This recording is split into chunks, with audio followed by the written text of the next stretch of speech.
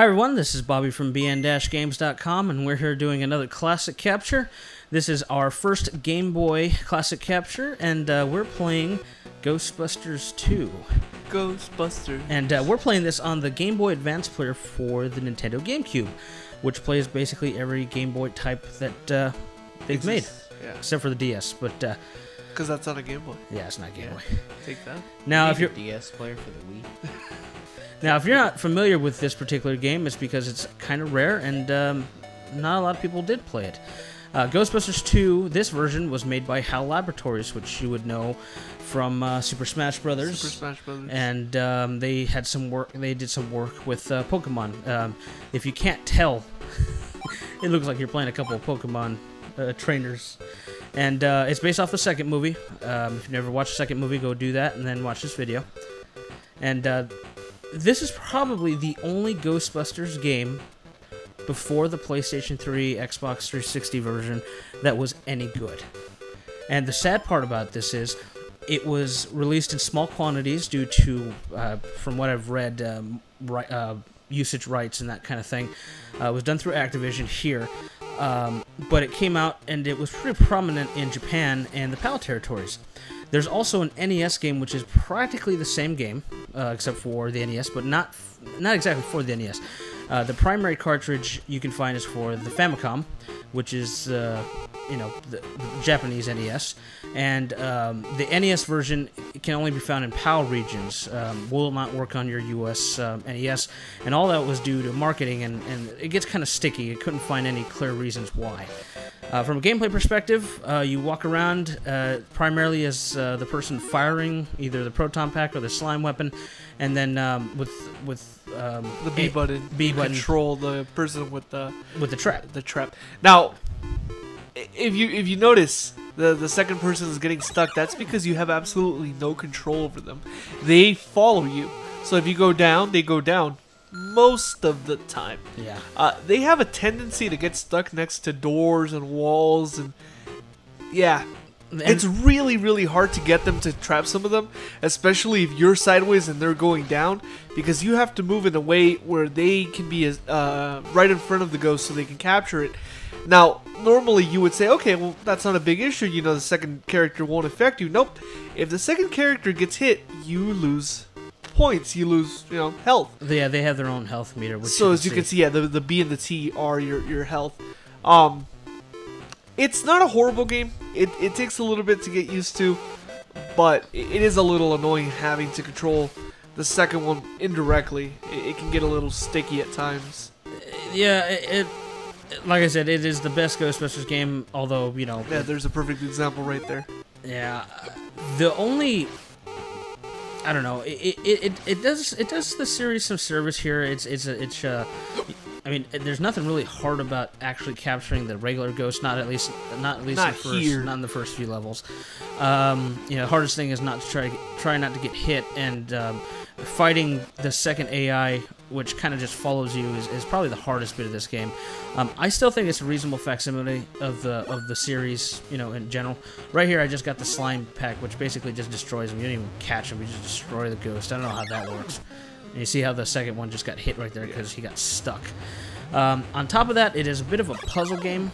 The puzzle being trying to find ways into rooms, paths. And you have a time limit. The time limit is only really based on score. As he keeps getting stuck, he keeps getting hit, pissing me off right here. The time is really just a score bonus. After the time runs out, which you'll see in a little bit here. There's a perfect example of how hard it is to get this motherfucker to catch them sometimes. Yeah, after the time goes away, they all turn into Ghostbuster logos that can fly through walls unimpeded, and then you have to. The hard part is just trying to get into the room where they're located. They fly much faster too. Yeah, that doesn't help. And this guy right here gave me a health. I don't know who. I think he's supposed to be. I'm not sure who he's supposed to be. One of the Pet Boys? That would be a pretty good one. This game is, as I said, fairly rare. The Game Boy game is the less rare of the two between it and the Famicom version, or the PAL NES version. The PAL NES version, for example, will run you $200 to $300. Easy. and the Famicom version maybe about 100, depending. Well, that was, by the way, that was clearly one of the Ghostbusters. Yeah. So It switched between Egon and then with Ray. The Game Boy version, this one I got actually kind of cheap. I picked this up off of Amazon. I didn't actually go to eBay for this one because I couldn't find it locally. It's I paid about $15 for this one, but they average $20 to $30 depending if they have the case or not. Seeing as the Game Boy was not region encoded or region locked, or the cartridges didn't have a weird shape, in comparison to the US version, if you can get a Japanese version, quote-unquote Japanese version, you might be able to get it for a little cheaper, but it's essentially the same game. This one is the US version, obviously. And just walking around here, just picking up ghosts. I blew up a wall somehow. That was an accident. Most of the time, you're going to want to walk around just holding the fire button. But the problem with that is it has a sound effect, and that can get kind of annoying. Kind of annoying. If you just hold it. It's worse on the Game Boy, trust me. Yeah. I accidentally hit. That's the Game Boy player. Just to prove the Game Boy player. Yeah, I regardless of what we're saying about its slight mechanical issues, this is still better than any other God damn it, Ghostbusters get game. over here, capture him! And Son of a bitch, finally. It's still a better game than any other version of Ghostbusters on any other console. Arcade game, NES, Master System, you name it. PS3 no, not better, sir. No, okay, I'm talking about the older one. Sorry. From a retro perspective, obviously the PlayStation 3, Xbox 360 version is the superior game, but they have. And of course, he's stuck. Yeah. Damn, don't worry. Listen. It is good. He's halting the production of another movie. Yes. At the same time. So yeah, I don't know. It's probably a game only if you're a fan of the series. Obviously, I'm a big Ghostbusters fan.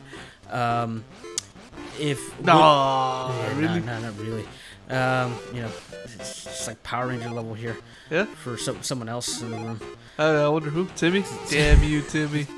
You and your crazy spandex. Don't even joke about that. I do not want to be associated with that. Yeah, it's definitely a game for fans, a game for collectors. If you're not either one of those two, then I'd probably say avoid it. But if you want to play a reasonable, retro Ghostbusters game by a well-known developer, whom you've probably played a game before, it's called Super Smash Brothers. It's kind of rare, I guess. Never heard of it. Never heard of it, ever. I just made that title up. They also did all the Kirby games, by the way. Oh, that's right. That's their main thing on the Game Boy. That's why they're so good at it. Yeah, you can tell the art style there, and they're all so cutesy, and I don't know. I enjoy everything They're about very this. chibi-ish. I mean,